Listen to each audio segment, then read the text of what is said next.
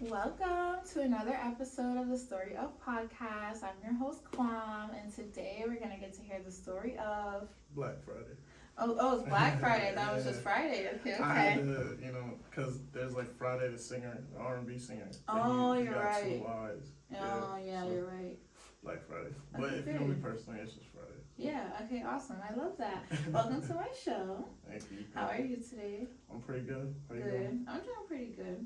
Good. Busy day, but a good day. I'm happy we got to get this interview in. Absolutely. So for the viewers, and for me, because guys, background, we met in high school, but as you know, first of all, this is our 10-year. I know. What is that called? It's not anniversary, right? I think so, of the graduation. Yeah. So we haven't really seen each other, talked to each other for like 10 years. So technically, we are new people. Right. So give everyone a little intro about like who you are, what you do, current day, and like one fun fact about you. Well, I go by Blvck Friday. Some may know me as Leslie. I don't really hide, my real name. Mm-hmm. I'm from Bloomfield, Connecticut. Mm-hmm. Producer, songwriter, engineer, artist, instrument player. I kind of do it all. I managed a few studios within 10 years, and I'm getting ready to do a new building right now. Some people have seen me at the warehouse before, Warehouse 860. Mm-hmm. Kind of similar to like this, where it's like a collective, like creative space. Mm-hmm. But I'm kind of like doing my own thing. Like I kind of branched off, so I've been really engaged with that now and really, really focused on that. But I just kind of do it all. I've been trying to get more into media. Yeah. And kind of been on like the administrative side of things too. Yeah. I try to do it all when it comes to music. Yeah, that's really dope though. I like that. Okay, and then what's your fun facts that people might not know about you? I guess I would have said that my fun fact is that I'm from Bloomfield. Yeah. Is that a fun fact? Because I think like Bloomfield doesn't get like talked about enough. Yeah. In terms of the talent that comes out of there. I just posted it this morning because I was watching. I saw your episode with Drizzy Drug. And I didn't know he was from Bloomfield too. So I'm looking at all the creatives from Bloomfield. Like I know Bankrupt, the clothing brand, he's from Bloomfield. Rama Rats from Bloomfield. I was from Bloomfield. Drizzy Drug's from Bloomfield. We sending up football players and stuff too. So I'm like, a lot of people don't talk about Bloomfield, but it's a small town, but it produced a lot of heat. Yeah. Honestly, now that you say that, that is true because like a lot of people from Hartford get a lot more recognition more often just because it's a bigger city or whatever. Right. But there's some cool people in Bloomfield. For sure. Yeah. All right, I like that. So like and for anyone who's new here, first of all, you need to subscribe to this channel right now. Don't forget that. Like this video in advance because you're gonna like it anyway. But yeah, the concept of this podcast is just like about learning about people's lives. I've always been intrigued by people's lives. I don't know why, but I feel like my life is kind of crazy since I was like a little kid, and I'm just like, I wonder what somebody in Pakistan's life is like at this time, or randomly, I'm like, I wonder what like, I don't know, Party Next Door is doing right now, right this second, like what's he doing? So yeah, I like to learn about people's lives. So the first segment of my show that I still kind of want to rename, but for now it's called Throwback, and that's where we like kind of go back to the beginnings of your life and stuff. So yeah, let's kind of start from there. Do you have siblings or anything? I got 2 younger siblings. Okay. Anthony and Michael. So Michael, he was playing football too for Bloomfield for a little while. But then we had moved and he started playing for Hall. But yeah, I went to MLC as you know. Did you go there from 6th grade? Yeah. Okay, same. Yeah, all the way to the end. Yeah. As you know, the music program wasn't the best. Yeah. But it was there, and I think because it was so like absent and like they didn't focus so hard on it, and we barely had teachers there and stuff like that. Like it gave me a lot of room to like focus on my craft. I know it sounds weird, but it's like they kind of just dropped us off in the room and like, yeah, do your own thing. Yeah, you know what I mean? And I was always like into like the oddball stuff at the time. Like it's cool now, but like like skateboarding and like playing guitar and stuff like that. I just kind of was always like off the beaten path. Yeah. From little kid to now, it was always just about music. My first introduction to wanting to like perform, my dad is a huge Michael Jackson stan. Like he can't do any wrong in his eyes, you know what I'm saying? And he had this like double set DVD of like all his best performances, and it was 1990, I think 96 or 98 MTV Awards. Michael had performed, he had Slash came out, and they used to do this gimmick where like Slash would come out and play the guitar, and the producers would try to drag him off the stage as he's like ripping the solo and stuff like that. You know, so like as a kid, I'm looking at it like, yo, like he breaking the rules, like he going crazy shredding, like I'm trying to be like that, you know. So like I used to be obsessed with that video, and I, you know, copied all the mannerisms and everything. I got the same looking guitar and everything. Wow. That's really where it started from. That's why I became obsessed. So. Yeah, that's so dope. Okay, wait, so before we get more into like your specific thing, I'm trying to start thinking more like bigger than like local stuff. So for people who aren't from Connecticut, who will watch this video, because I'm manifesting, can you explain to them how life is growing up or was growing up in Bloomfield? So we're a small town, everybody knows everybody, but it was almost like you either had like super unified attitude, or it was like super separated and like super crap in a barrel. It really just depends on what side of the fence you were on. But I liked it. I think it made me earn my stripes a little bit. Bloomfield's not the roughest, at least not now. They gentrified a lot of it. But at the time, it wasn't, you know, the best. So, but growing up in Bloomfield, growing up in Connecticut in general, it's like you gotta kind of like create your own fun a little bit. Like there's not much to do out here, you know, and there's not a lot of opportunities either. So it's like I feel like everybody from here just has like, you know, who's taking their craft serious has such a huge chip on their shoulder, and I respect that so much. I think that's why I like being from here. And I could have like I went to school in Florida for Full Sail, but I was online. I could have easily went down to Florida, but I kind of like the competitiveness in Connecticut, and I think that it created like stronger talents versus you have some people kind of half doing stuff. Like, but don't sleep on Connecticut. We got it. A lot of people I know they diss, and like I forgot who said it. It was somebody like Connecticut is just a highway from New York to Mass or something like that. Like they try to talk crazy like that, but a lot of people don't know too. Like a lot of us move to other states and then blow up in other states. Like I'm finding mad producers now that moved to Atlanta, that they're from New Haven, Bloomfield, and all that. So I'm like, you know, I think a lot of people just kind of, because of the lack of opportunity here, they up and leave, which is okay. You know what I mean? You gotta get it how you get it. But I just say don't give up. You know what I mean? Like you gotta create those opportunities for yourself now too, which is why I kind of stem to try to like, you know, doing the buildings that I'm doing now and like building these like bigger spaces and having more people in there and stuff like that, is because I want to create those opportunities for people too that I didn't have growing up, or you know, like somebody younger didn't have growing up. So. Yeah. No, I definitely feel you on like just making your own way here. Like I feel like you can, even if you move or whatever, or just don't move. Like I feel like you can still get where you want to get if you just like stick to your grind, like, you know, and just be creative, like be outside the box. Don't be like everybody else, you know. Exactly. Yeah, you gotta be unique.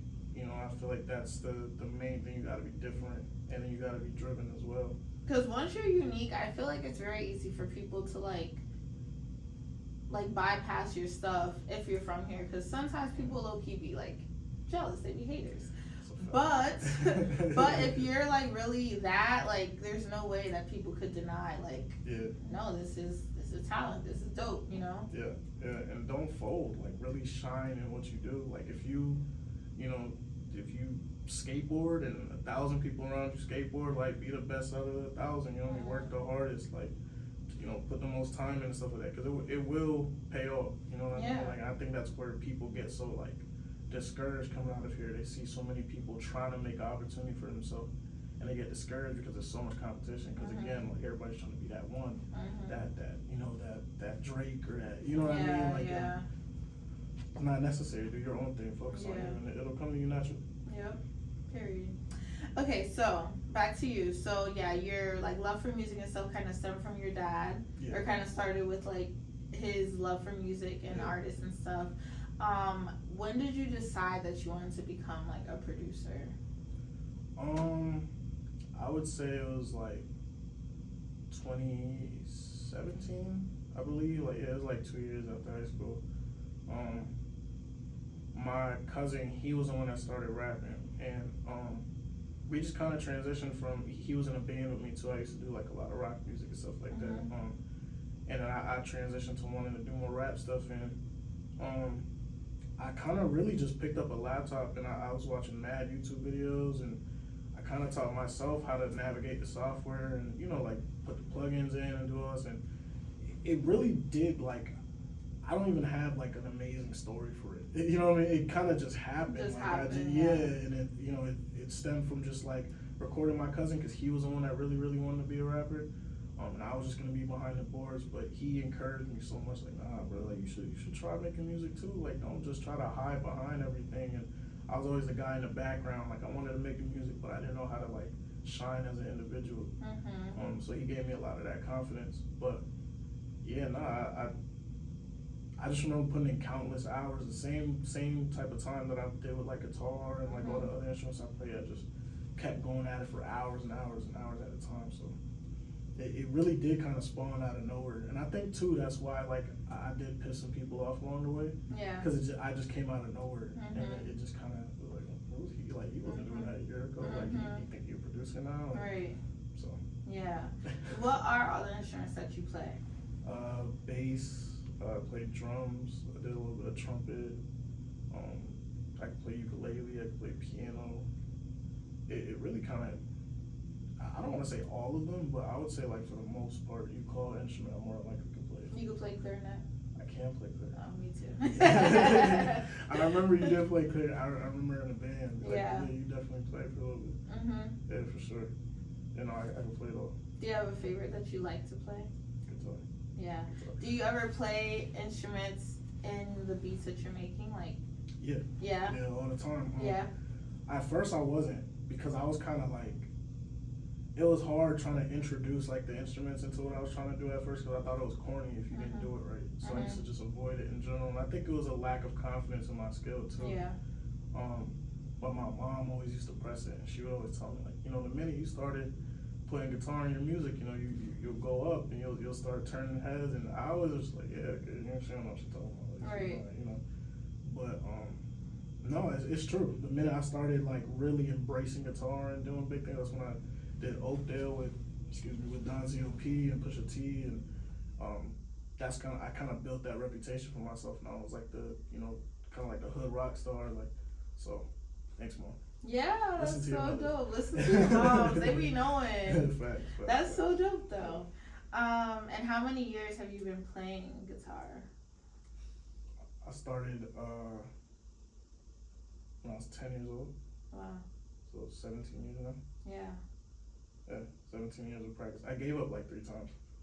Yeah. Like in the beginning? Just throughout the course of it, I gave up playing guitar like 3 times, because I got so frustrated because I have such high expectations for myself. Same. And when I can't reach it, I get pissed, and I'm just like, bro, I don't want to do it anymore. But I can always go back to it, and I'm like, oh yeah, okay, yeah. I'm pretty good at this. Yeah. Yeah. I feel like maybe that's part of being a creative, because I have those same little doubts, I guess, sometimes, because I just don't want shit to be mediocre. Like, I hate mediocrity. So if it's not gonna be, like you said, like the best, it's just like, nah, I'm good. I don't want to do it anymore. Yeah, but that's good. I'm really happy that you kept going. I appreciate it. Do you want kids? I do want kids. So I have 2 stepkids right now. My girlfriend, she's got 2 kids. And like, at first I was like, I didn't know how I would be with kids, because it's like a thing with like creatives and like having kids. Like, it's like a struggle. I don't know why, but it's just like it's a struggle. But they've like given me such a whole nother purpose. You know what I mean? Like, in a different drive, because then you see like physically how your attitude, your drive on a daily impacts somebody else. Yeah. And so yeah, I definitely want more kids. My girl jokes around like she wants like 8 kids. I don't know if I can handle 8. You know what I'm saying? But definitely like 2 more. Yeah. Cool. I always wanted a daughter for some reason. Like, I want to be a girl dad. Yeah. Are your stepchildren girls? No, they're both boys. Oh, okay. Yeah. And they rough as hell. So it's like, I kind of just switch the pay. And then I have 2 younger brothers, so it's like, you know, but yeah, I definitely want to be a girl dad. I feel like it'd be cooler. We need more girl dads. We do. We need more girls in the world. Yeah, no, for sure. Would you influence them, or do you influence your current like kids into like music and stuff like that? Yeah, it was unintentional. So one of them, Adonis, the younger one, he has like those. It's like an app where you can like make beats. And I don't know what he would always come to me and be like, "Oh, can you download this game? So you know, I gotta put the passcode in the iPhone, download that." And then one day I didn't even realize like he was downloading like these beat making apps. So he like came to me and started showing me his music, and he's just like, look, like, because he just started seeing like that's what I would do, and my brothers would come over, they make music too. And so like I think he just started catching along, and so now it's like a thing where I'll be watching live streams of like Blackboy Max and these guys like making tracks, and he's sitting with the headphones on watching it with me, and these are like 2-hour-long streams. That's dope. So it's like, you know, he really gravitated towards music for sure. He got his own guitar for Christmas, and like, so everybody jokes like that's my little twin because he looked just like me. Even though I didn't so even, funny. Yeah, he looked just like me, but he's definitely gonna pick up on music for sure. So I kind of I was scared at first, but now I'm like really pushing it towards me. We're gonna see where this goes. Yeah. So where do you get your inspiration for your beats? Like, how do you go about, like, I don't know if it's giving away too much or not, but how do you go about like finding the beat, mixing this and that? Like how's the process?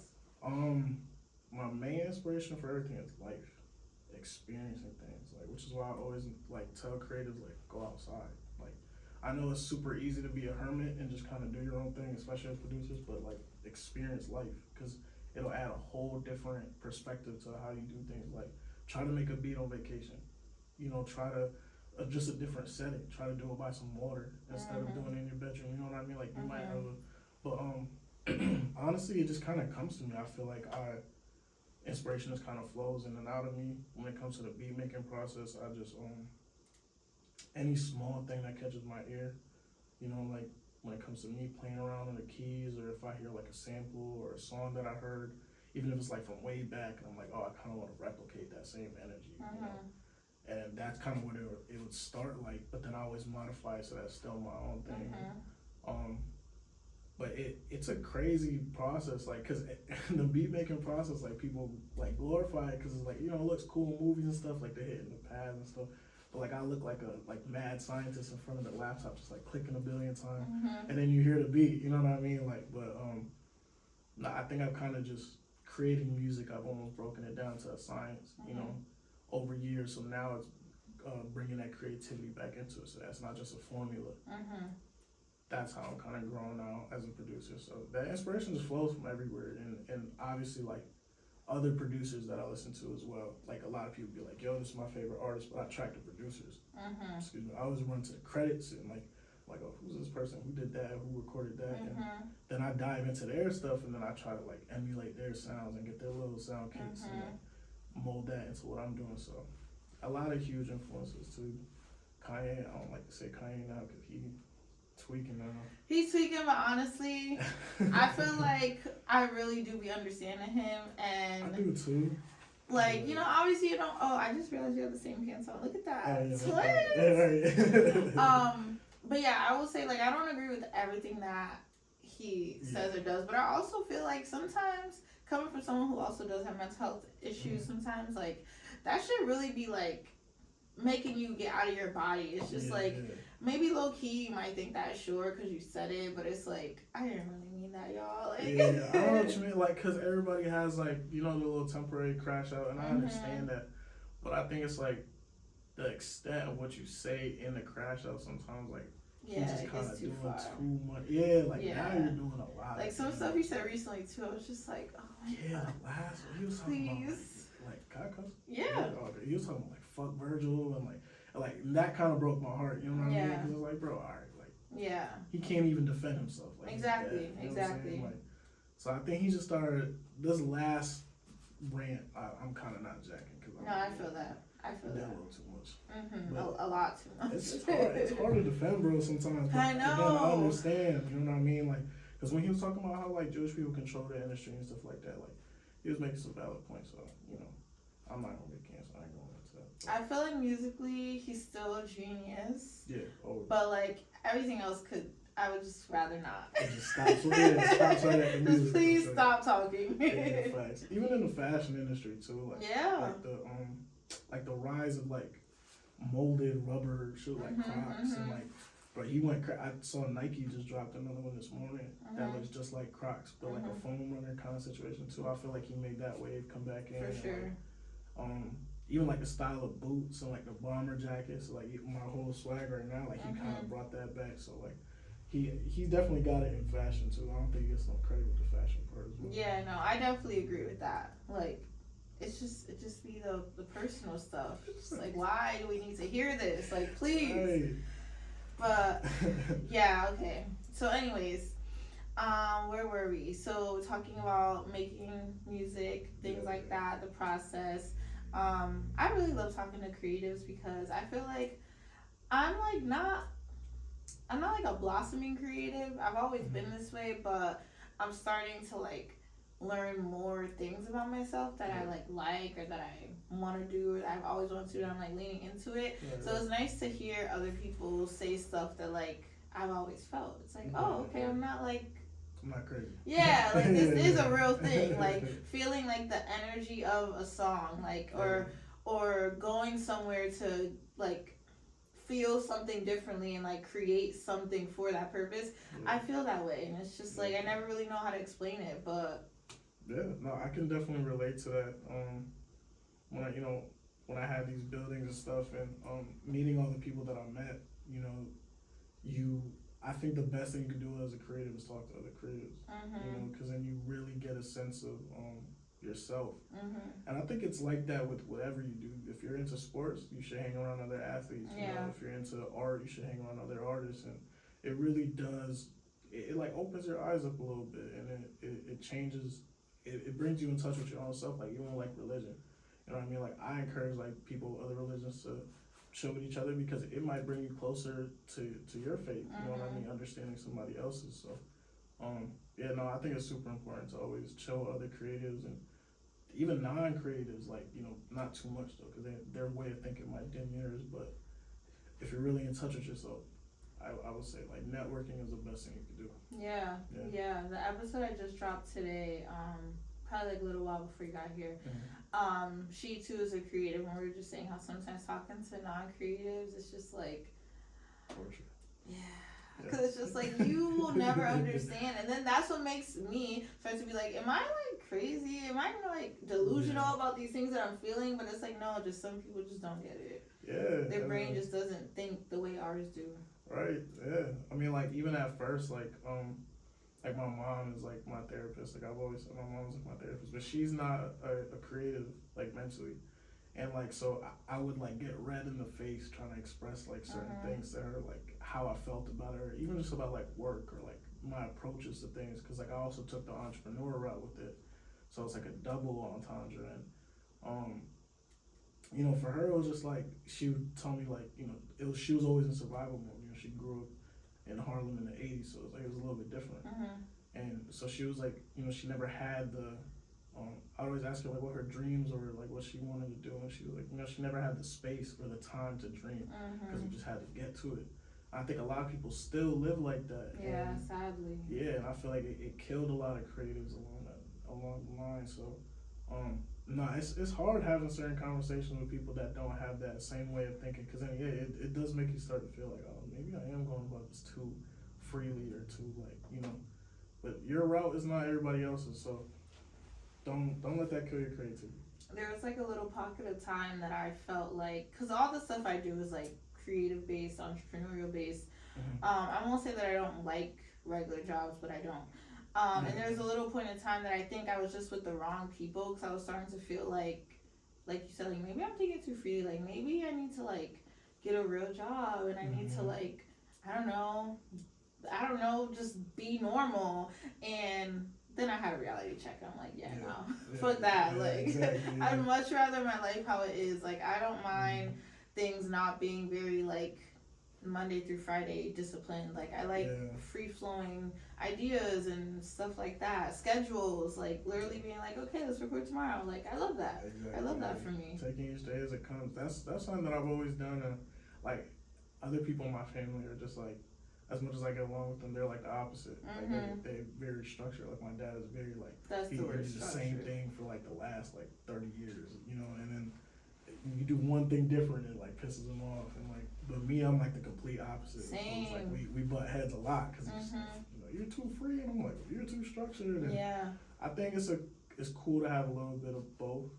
But I think if you're too freely like thinking, you might, you know, lack some discipline in some ways. Yeah. You know, but then on top of that too, if you're too structured, you like run yourself thin and you stretch yourself thin, and that's not good either. You know, I know some people who are really good at the 9-to-5 thing, and I applaud them. You know what I mean? Because we need that. Yeah, like, we do. We can't all be like us. Right, exactly. You know what I mean? But then on top of that too, it's like, you know, I think when they start to downplay what we do or try to, like, you know, overshine what we do, I think that's the part that's like, you know, like if there wasn't creatives, there wouldn't have been somebody creative enough to create the corporation that you work for. Mm-hmm. You know what I mean? Somebody had to be crazy to create the business that you work for. You know? So. We all need each other, but I definitely always had that thought as a little kid, like, how do adults work at jobs for 30 years, 25 years, the same job? Like, I can't do it. The longest lasting job I've ever had was my business now, Fresh Face. Mm-hmm. But it's also because I have like full creative control. Yeah. But like, I can't see working at somewhere for that long. I can't. I think the longest I had a job was like, I think the longest I stayed in one place was like 6 months. Mm-hmm. And that felt like years. Yeah, that's how I feel that. I feel that. Besides my business, the longest I've had was like a year. Yeah. And it was just like, wow, I'm coming up on a year. I'm getting old, guys. Like, this is crazy. Yeah. Even when I was at the warehouse, like, you know, it was, even though it was my building and we created like this creative space for it, by the time it like creeped down to a year, I was like, okay, we might want to relocate or expand. And then like I still couldn't stay in that like one place. So, but no, it's super hard for me to stay stagnant like that. That's another thing too. I can't sit still and like sit on my hands, because after a while I start to get frustrated and stressed, and then that kills my creativity. So yeah, no, I can't. I applaud anybody that does a 9-to-5 thing for sure, but I can't.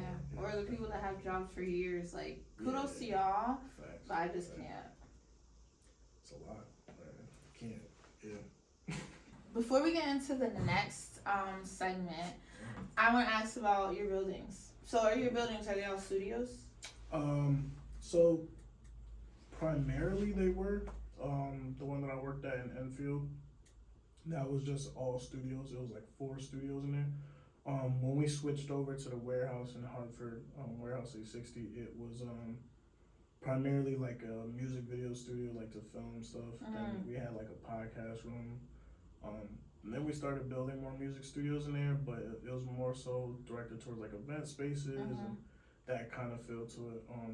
So with this new building that I'm working on right now, it's a similar feel to that, but again, I wanted to expand. So like my girl, she manages people who do hair and like estheticians, and like so we kind of combine like the beauty with like the media stuff and like kind of like a one-stop shop thing. And I want to get more people involved. You know, people who create art, people who tattoo, people who do radio, people who do podcasts. Like I want to expand it, kind of make it like a creative utopia instead of just music, because there's enough studios out here. Everybody's got a studio, and more people are recording at home now too. So with your, asking for myself, with your podcast studios, how many do you have, 2 or 1? So right now we have 1. I'm not at Warehouse 860 anymore. Okay. I think they have 1, but I'm not too sure. But I plan on building a couple for sure. Yeah, because I feel like we need more of those. Like, I feel like this one is really nice. I don't have any complaints. And I've only ever learned about one other besides, like, you told me this right now. And I've never been there, but from the picture, it just looked like really dark. So I like this because it was, like, bright and it has everything, so it's good to go. But yeah, we definitely need more podcast studios. Definitely. And definitely different ones with like different sets, like because there's one that I really like. It's in the city, but that place they have like 3 or 4 rooms, and each room is a whole different vibe. So there's a room like this, there's a room that's like couch home vibes, like it looks like you're at home. There's one that's like looks like you're in LA. There's all these different vibes. So if you could create something like that, I would love that. I'll definitely, try to do one that's a little bit more like aesthetically pleasing for sure. Try to be a little different with it too, because I think that helps too with when you have a podcast. Absolutely. So no, I'll definitely keep that in mind for sure. I appreciate that, because I need more input like that. Oh, I'm full of ideas. Just like if the inspiration flows in and out of you, that's me all day for everything. Like it's so crazy. That's why one day soon I want to be a business consultant, because anytime like people just tell me something and I have a million thoughts just come to my head, like how can we make this work, So yeah, we could chat some more. I have a lot of ideas. But okay, let's get into our next segment, which is the story of when ... So you could tell me whatever story that you want to tell me. I'm excited to hear. A story. It's crazy because I have so many of them. You can tell me too. 2 stories.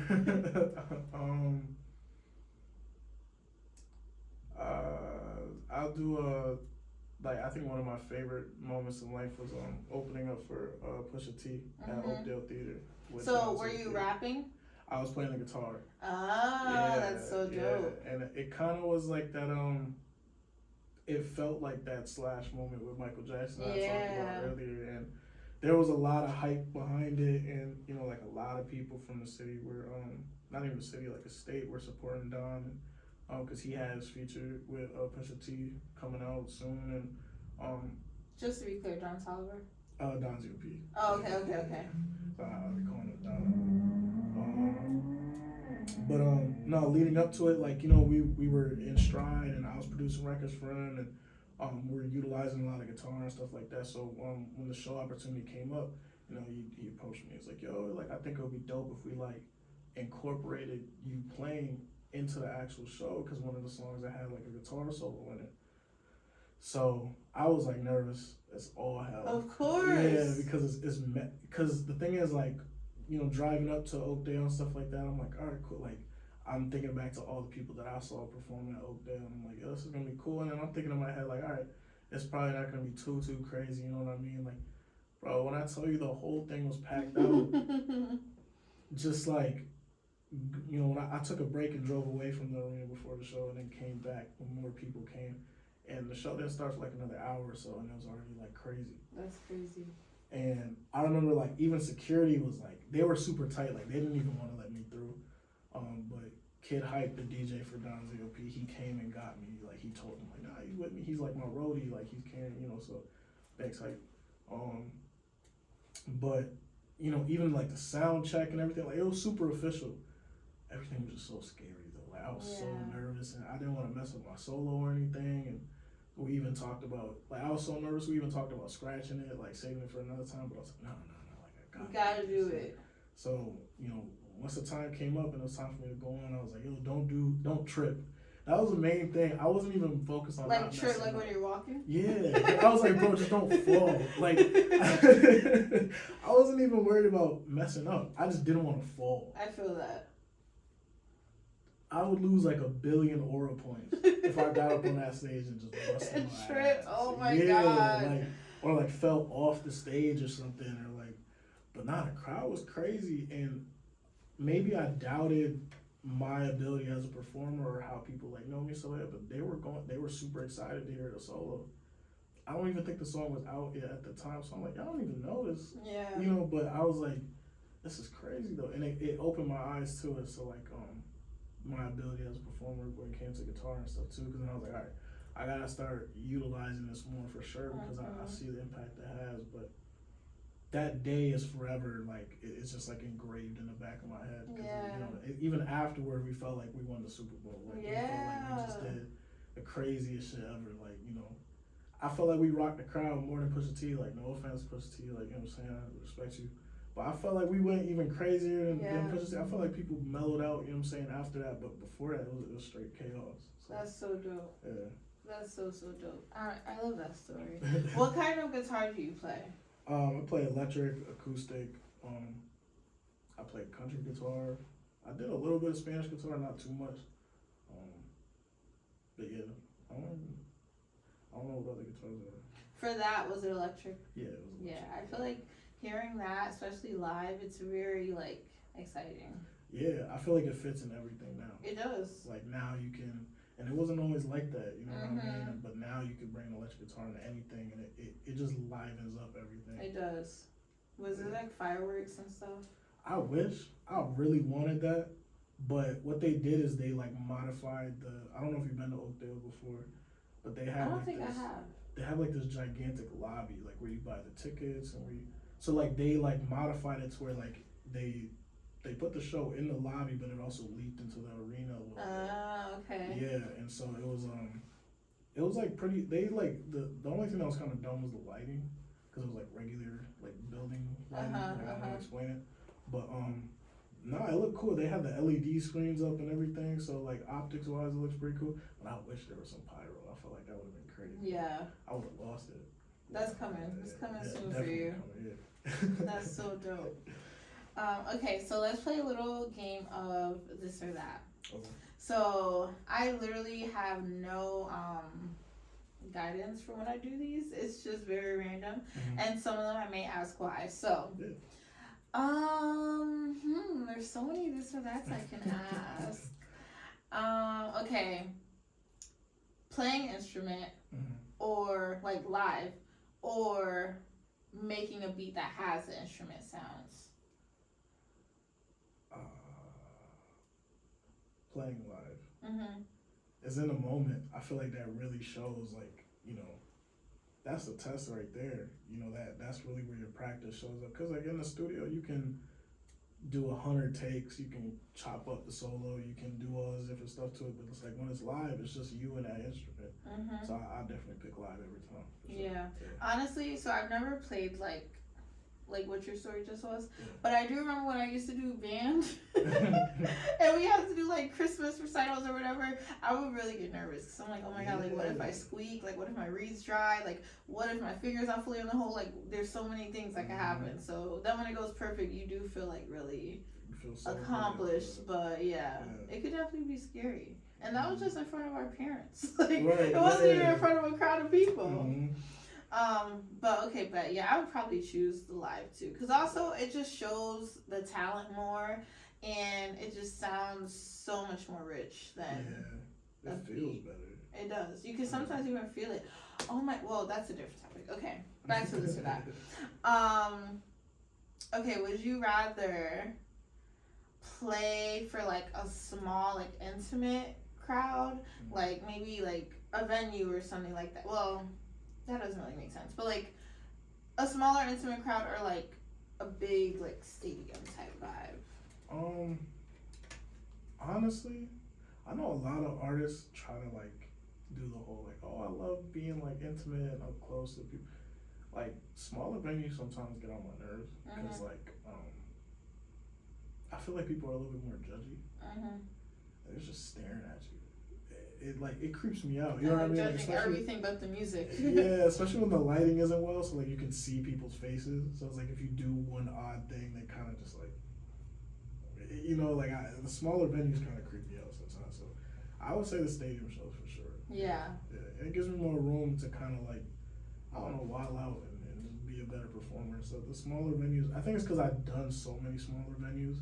I just got tired of it over time. It's like I love the intimacy for sure, because I know that's the real supporters that come out, but yeah, it's the smaller rooms get on my nerves sometimes. I'm not gonna lie to you. Yeah. Yeah, for sure.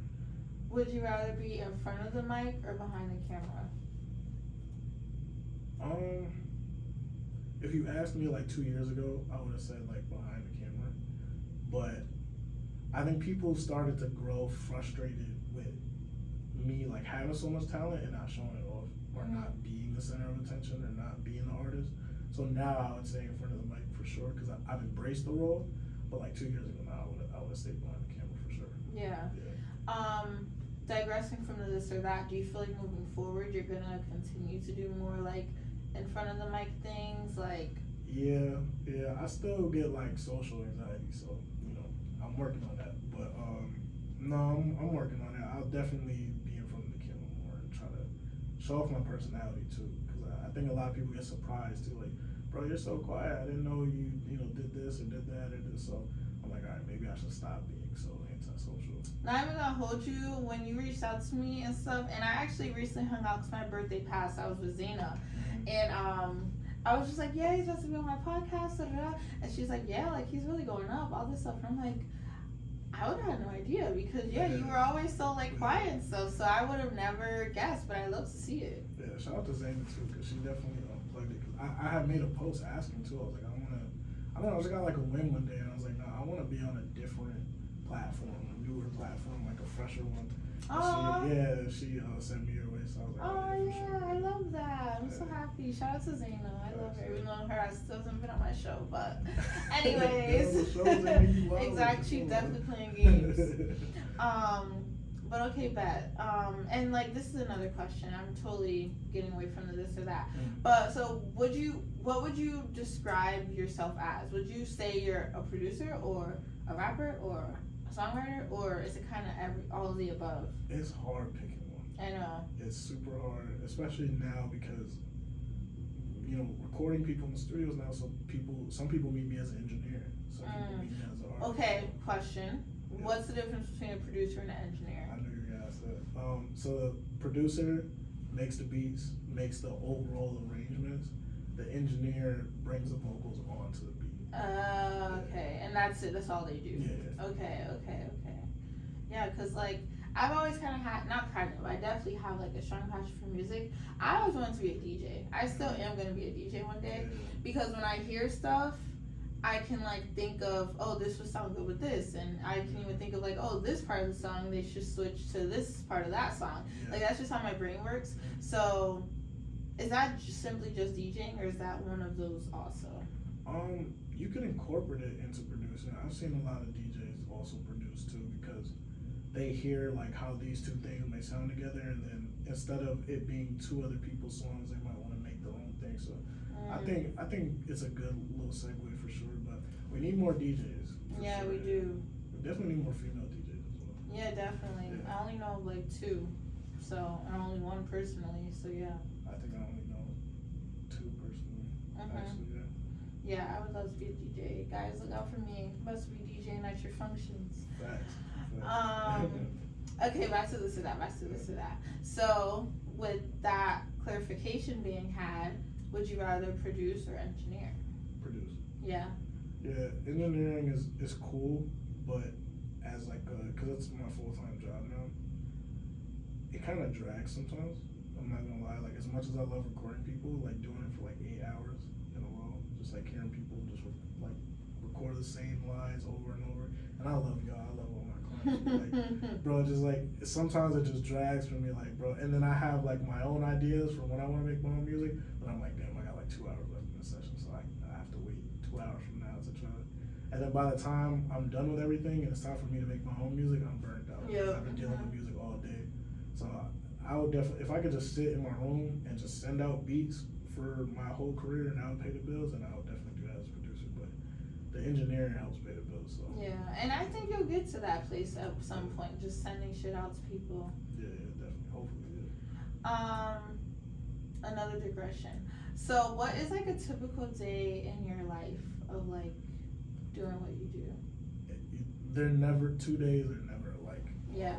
But it usually is like some type of, I have a bad habit of just waking up and going on social media now.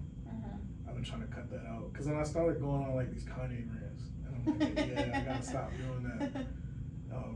Getting engulfed in like lists and stuff, because now everybody's got their own lists coming out and like power rankings and shit, and like, I used to get so like pissed off not being included on some of those and stuff, but now I just kind of like, I try to take each day, I try to do all the things I need to earlier in the day, so that way I found that a lot of my creative process happens later in the day, like at nighttime. So I try to just, all my errands that I have to run in the beginning of the day, I I do that. But it usually is like waking up, going to the studio, taking a few sessions. That's really what it goes like. And then in between those sessions, I try to like do something productive for myself. I've gotten into like creating my own album arts now, trying to do more visual stuff. I've been working with Fluff Shots more and Blvck Productions, and trying to get on the visual side of it too, because I have no music videos. I realized that like 2 weeks ago, I was like, I don't have any music videos out. So I was like, now I'm doing the visual stuff, but that's really it. It's just, my days are engulfed with music, whether it's listening to it, playing it, making it. That must be so nice. Yeah, it's fun. That's really a dream of mine, honestly. So when you're doing a session with someone, like, how long does it take? Like, if you have an 8-hour day, how many sessions could you get done in that time? It really varies on like how much they need. Usually people only use like 2 hours at a time. I think past the 2 hour mark, I think like both of us start to get burnt out. Yeah. So if I had like an 8-hour day, it's probably like 4 sessions, Okay. like 3, 4. Yeah. Alright, cool. Do you have a preference of where you record, like studio-wise? I recently, so when I was transitioning studios, I started recording at my house. And I'm not gonna lie, at first, when I first started making music, I liked recording at my house, but now, honestly, I don't really like recording at my house too much. I think it's because I find it's super easy to slack off. Yeah, because you're all comfortable. Yeah. It's not like a work environment. Exactly. I'm too close to the TV, to the game, to food in the kitchen. Like, it's a little hard, so I like getting up and going to the studio and, and I'll make myself comfortable there, but yeah, I don't really like the home studio vibe too much. It's just too, I like being comfortable at home. I don't really like working at home too much. So, I'll definitely like going in the building and like, I like bigger studios. I like the little, with the mix boards and all that. I like the grand looking studio. Yeah. For sure. I kind of get that vibe with coming to do this. Like, I wouldn't mind doing this from my house, but I feel like I'm more encouraged to get dressed if I have to leave. Like, if I'm at home, I'm really just gonna be chilling. I'd be chilling already, but like, I really would be chilling if I was just at home. No, I don't think I would take it as serious either. Yeah, me either. Like, I'd be like, okay, nothing this week, maybe next week, guys. Yeah, exactly. Seriously. Okay, my last this or that, and then we can get into the mantra. What will my last this or that be? Well, you kind of answered one, boy or girl. For kid, probably girl. Staying in CT or leaving CT?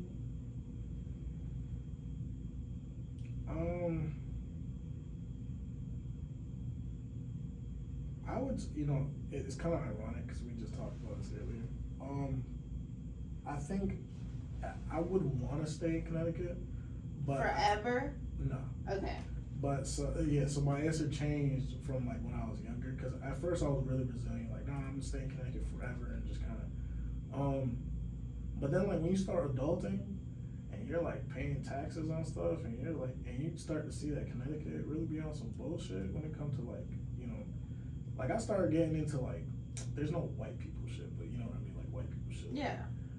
Hunting and farming and all that, and like, bro, Connecticut is not it for that. Like, there's no, even just starting a business out here is super hard. Like, and expensive. Yeah, and so like, I really want to advance. So I know that Connecticut is not the permanent place for sure. And it's really, it's cool with like some of the school districts, but I'm realizing too, it's probably not the best place for kids to raise kids in either, because there's not really much for them to do out here. And I think that's where that disconnect is with like the kids in Connecticut. There's really not much for them out here if you really think about it. It's like the Science Center in Hartford. How many times are you gonna go, you know what I mean? Like, how many times are you gonna bring your kid to the Science Center? So, no, I don't think I would stay here forever. I'd definitely take leaving.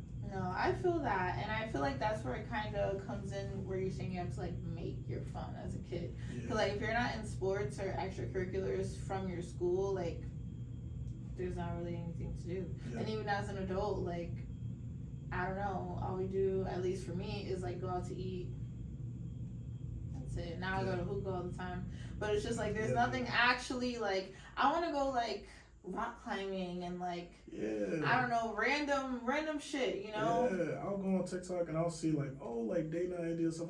I'm looking, I'm like, oh, this is tough. I look at the location, it's like Boston, Massachusetts. Seriously. Yeah, or like New York, and then I'm like, damn, this couldn't have been like, you know what I mean? Like in Connecticut, like we don't really have like.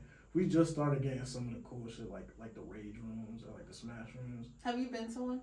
I haven't been to one. I wanna have one, but I feel like I should go to one first before I try to own one. But I mean, it's not. I can summarize it for you right now. Yeah. You literally, because I was asking them. I went to one recently and I asked them so much questions, and they were like, they literally just go to Goodwill, get the shit, smash it, repeat. Like, and that's what they're pretty much paying for, is to like buy the little items and obviously to pay the employees and stuff.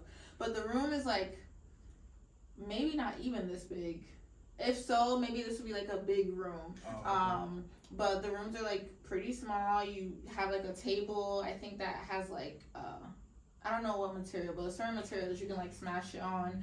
There's like a certain part on the wall that you can like throw stuff at so it doesn't like bounce back at you, it actually smashes.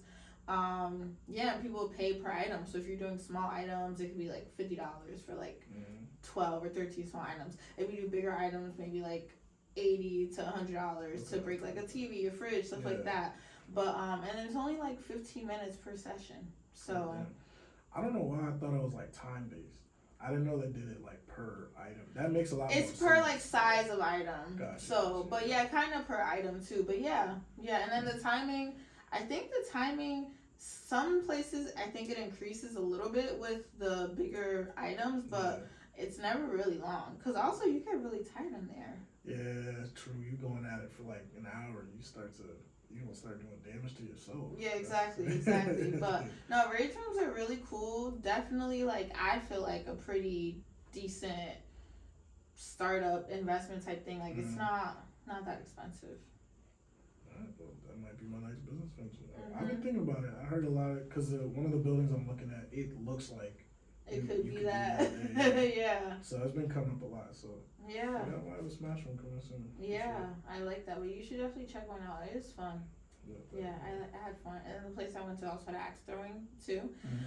So I tried that for the first time.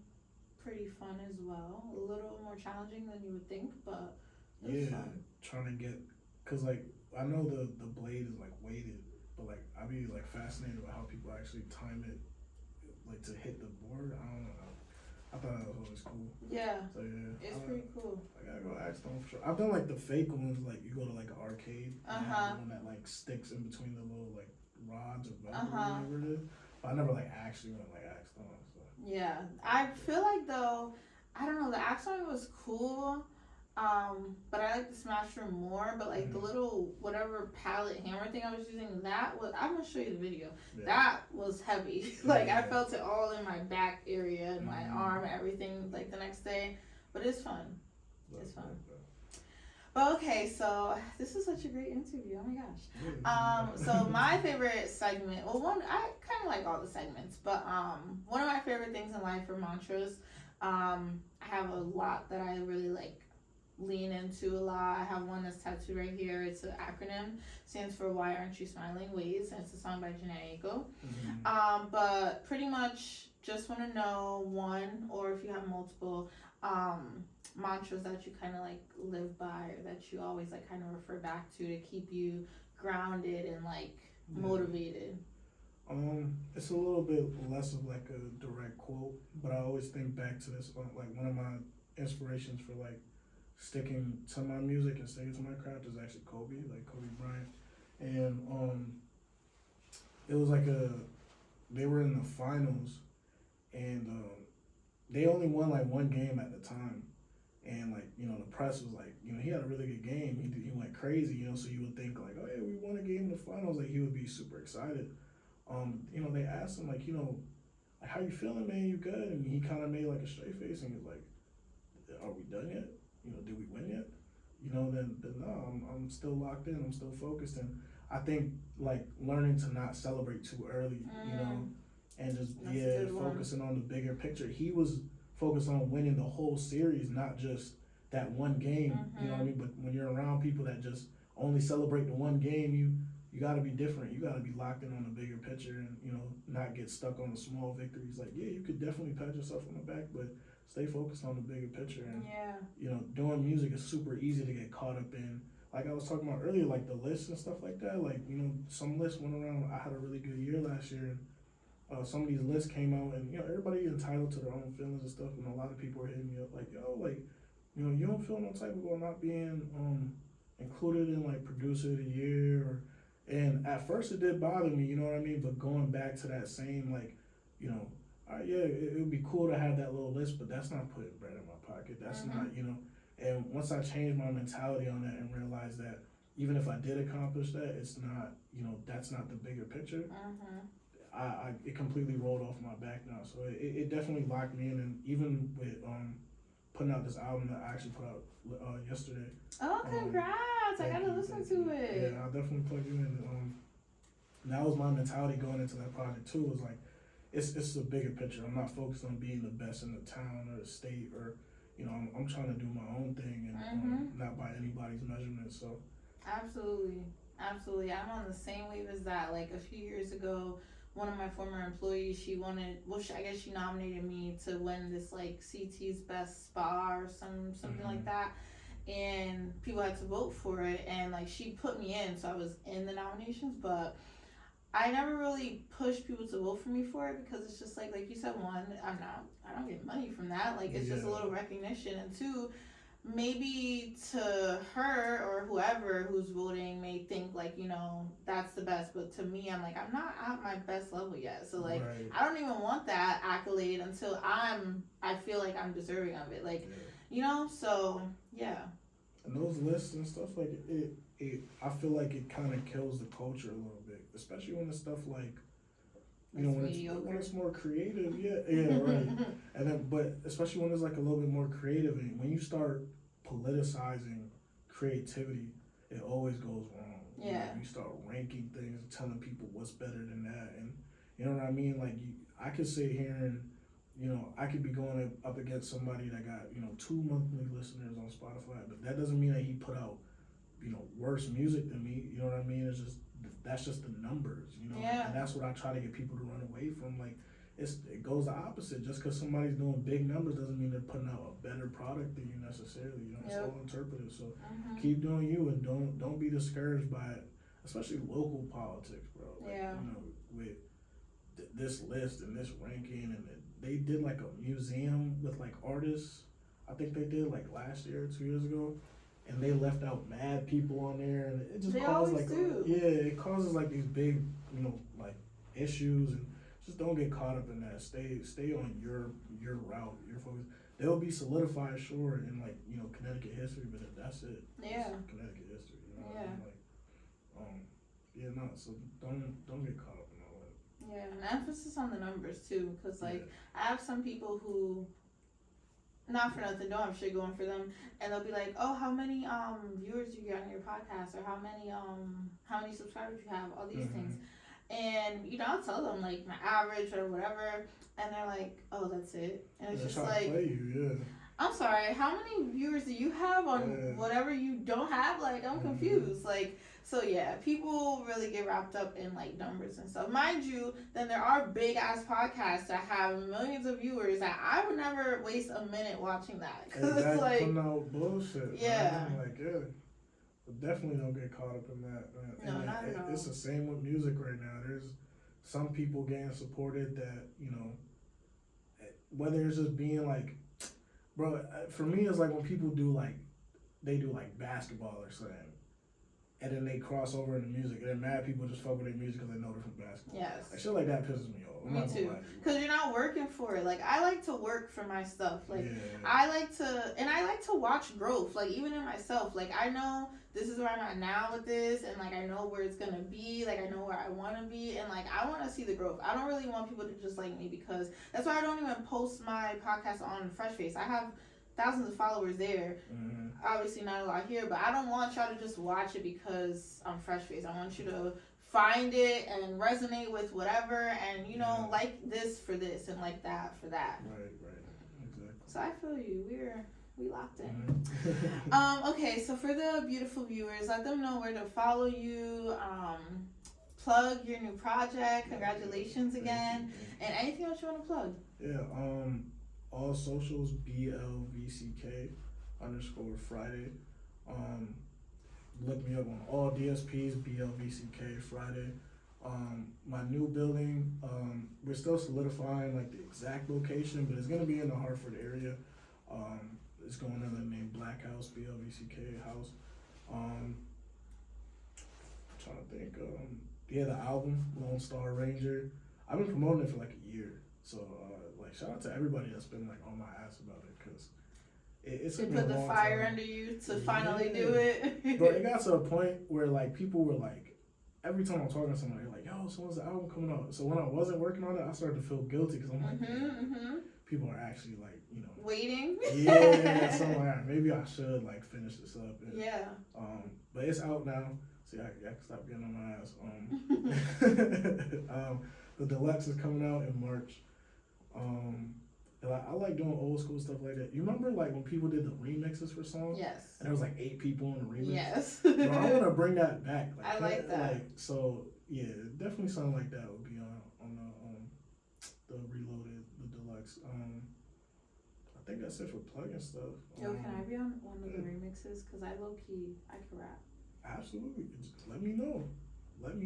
I put everybody and anybody on my songs that, you know what I mean? Like, I even, there's an artist, Slim Bundy, she went on an Instagram rant about not wanting to be with, like, any of these, like, pick-me, like, ass niggas. And honestly, I thought it was hard. Like, I like, recorded it. I mean, I talked to her about it. Yeah. But I put it at the end of one of my songs because I felt like it fit.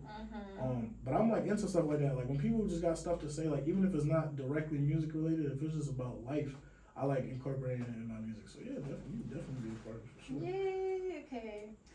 Those are all your plugs? Yeah. Alright, cool.